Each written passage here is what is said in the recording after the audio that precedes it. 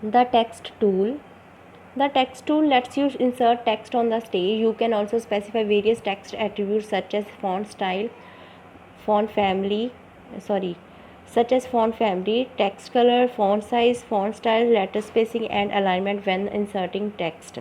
Text tool को हम stage के ऊपर टेक्स्ट इंसर्ट करने के लिए यूज़ करते हैं, और ये टेक्स्ट इंसर्ट करते टाइम बहुत सारे एट्रीब्यूट्स जो हैं उसको यूज़ करते हैं, जैसे कि फ़ॉन्ट फैमिली में से फ़ॉन्ट कलर कौन सा होना चाहिए, जो हमने इंसर्ट करा उसका फ़ॉन्ट का साइज़ क्या होना चाहिए, कलर क्या होना चाहिए, उसकी अलाइनमेंट कैसी होनी चाहिए, और जो है उनके बीच में स्पेस कितनी होनी चाहिए।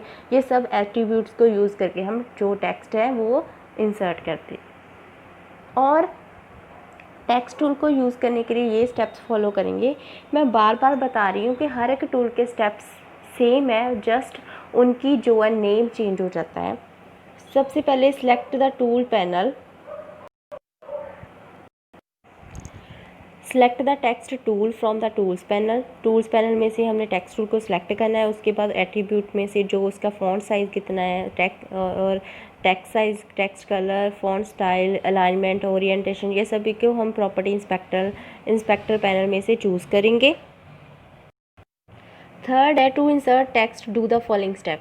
अगर हमने इंसर्ट टेक्स्ट करना है, टेक्स्ट को इंसर्ट करना है, तो ये स्टेप्स फॉलो करेंगे। सबसे पहले क्लिक ऑन द स्टेज के ऊपर क्लिक करेंगे और टाइपिंग करेंगे जो भी हम टाइप करना चाहते हैं। The text box expands as you type. जैसे ही आप टाइप करोगे वो एक टेक्स्ट बॉक्स जो है वो शो हो जाएगा। करते टाइम में हमारा टेक्स्ट बॉक्स जो है वो उसके साइज़ के अकॉर्डिंग होता जाएगा। नेक्स्ट बी स्टेप है you can also draw a fixed width text box और for horizontal text. For this just drag the text tool to create a rectangular area. As you type the words are wrapped as per the width of the text box. जब हमने type कर दिया उसके बाद हमने जो text box एक show होगा उसको हमने माउस की हेल्प से ड्रैग करना है हॉरिजॉन्टली, वर्टिकली, रेक्टेंगुलर एरिया में। इसको उसके अकॉर्डिंग जो है टेक्स्ट का साइज़ भी जो हो जाएगा वो रैप हो जाएगा कि जैसे जैसे हम ड्रैग करेंगे टेक्स्ट कैसे, उसकी पोजीशन कैसी होगी। Selection tool to change the properties of object you must first select it. अगर हमने किसी ऑब्जेक्ट की इन प्रॉपर्टीज़ को चेंज करना है तो उसके लिए सबसे पहले सिलेक्शन टूल को हम करते हैं select. The two important tools इसमें कौन कौन से यूज़ होते हैं, ठीक है, ये है selection tool and lasso tool.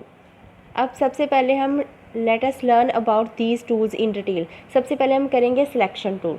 Selection tool is use to select objects by clicking on an object और by dragging to enclose the object within a rectangular section. उसके लिए हमने क्या करना है, सबसे पहले हमने क्या करना है, सिलेक्ट ऑब्जेक्ट करना है। उसके ऊपर क्लिक करके हमने इसके लिए कुछ हमें ये डिफरेंट एरियाज दिखाए गए हैं। सबसे पहले to select a line, fill और text block, select the selection tool and click on the appropriate area of text. उसके जैसे जैसे स्टेप उसको फॉलो करके हमने करना है। बी ऑप्शन में to choose a connector lines, ठीक है, कनेक्टर लाइन्स को चूज़ करना है। उसके बाद सिलेक्शन टूल को सिलेक्ट करना है और डबल क्लिक कनेक्टर लाइन्स के ऊपर डबल क्लिक कर देना है। फिर है C option to choose a filled area and stroke of the shape. Select the selection tool and double click on the fill.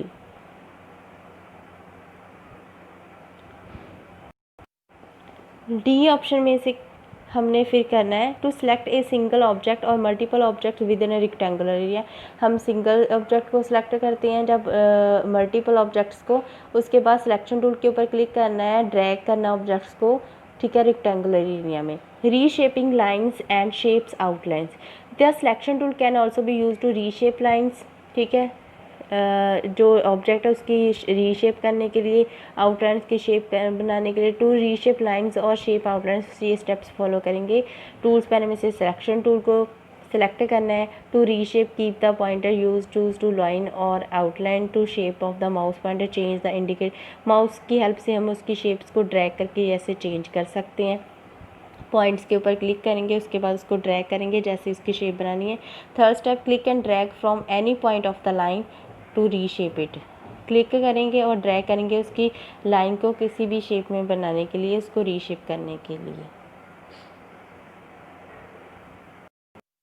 उसके बाद है lasso tool. The lasso tool is use to select select objects by drawing a free hand area. Free hand area मतलब free hand area, जैसे हम free hand कोई भी draw कर सकते हैं ऑब्जेक्ट, उसको यूज़ करने के लिए लेसो टूल को यूज़ करते हैं। Various object enclose the area get selected. To select objects use the lasso tool. ये स्टेप्स फॉलो करेंगे। लेसो टूल को सिलेक्ट करना है और ड्रैग करना है ऑब्जेक्ट्स को, ठीक है। Choose close the loop near to a point from where you started, release the mouse button, various object enclose in the loop get selected. Next, a view modification tools. Two tools that fall in this category: the hand tool, the zoom tool.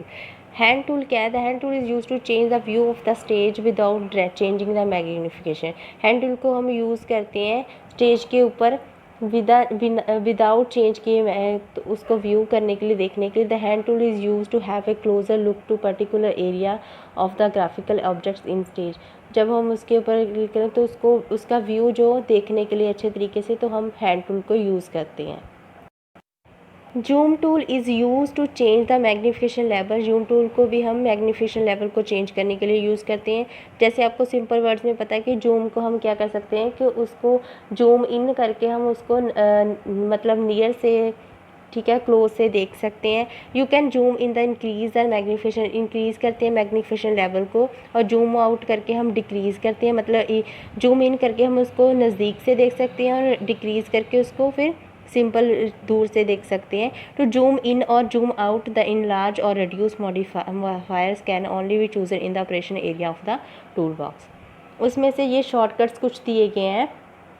Flash also provide keyboard shortcuts to activate different tools in the toolbox. Table given below present the shortcuts used for the tools discussed in the chapter. ये हमने कुछ shortcut दिए गए हैं, इन shortcuts को use करके भी हम जो है ये सभी जो टूल्स हैं उनको यूज़ कर सकते हैं।